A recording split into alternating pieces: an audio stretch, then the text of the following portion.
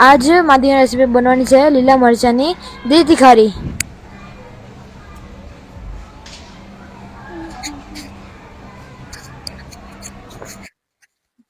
तो मैं अँ लीधु से 2 पावड़ा तेल। આપણે નકશીમાં એક ચૂકી મરચી લાલ, મીઠા લીમડાના પાન, અડધી ચમચી જીરું ને અધકચરું વાટેલું લસણ. હવે આપણે નાખશું ઝીણા કાપેલા કાંદા. હવે નાખશું નમક. હવે નાખશું લીલા મરચા, આદુ અને લીલા મરચા છે, ધાણા જીરું અને હળદર. પછી આપણે એને એકદમ ધીમો ગેસ રાખી એકદમ સારી રીતે આ મસાલો પકાવવાનો છે.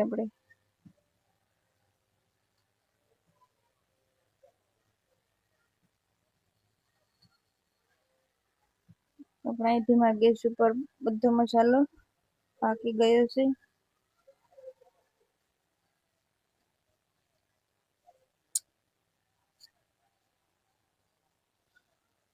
હવે આપણો મસાલો બનીને તૈયાર જ છે.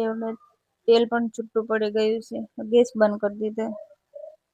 હવે આપણે આ લીલા મરચાંની ચટણીને આપણે થોડીક વાર ઠંડી થવા દઈશું. ના દહીં મેં લીધું છે, દહીં મેં ઘરે જ બનાવ્યું છે. ના આપણે આ ચટણી ઠંડી થઈ ગઈ છે, મીડિયમ ઠંડી, બહુ ઠંડી નથી થઈ ગઈ. હવે આપણે દહીંમાં મિક્સ કરી લઈશું. મમ્મી આપણે જે લાલ મરચાંની દી તિખારી બનાવી છે એની કરતાં પણ મસ્ત ટેસ્ટ આવશે આની અંદર તો. હા, એના કરતાં પણ સારો ટેસ્ટ આવશે એમાં. લીલા મરચાંનો લાલ મરચાં કરતાં પણ સારો ટેસ્ટ આવશે એમાં. તો આપણે દહીં તિખારી બનીને તૈયાર છે. આ દહીં તિખારી મમ્મી આપણે દી તિખારી બની તૈયાર છે. હા, આપણી દહીં તિખારી બનીને તૈયાર છે. તો ચાલો મારી ડીશ તૈયાર કરો. હા, હાલ તારી ડીશ પીરસી દો.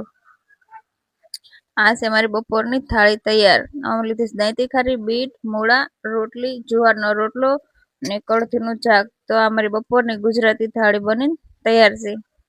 તો અમારા લીલા મરચાંની દી તિખારી બની તૈયાર છે. તમારું લાઈક, શેર અને સબસ્ક્રાઈબ જરૂરથી કરજો.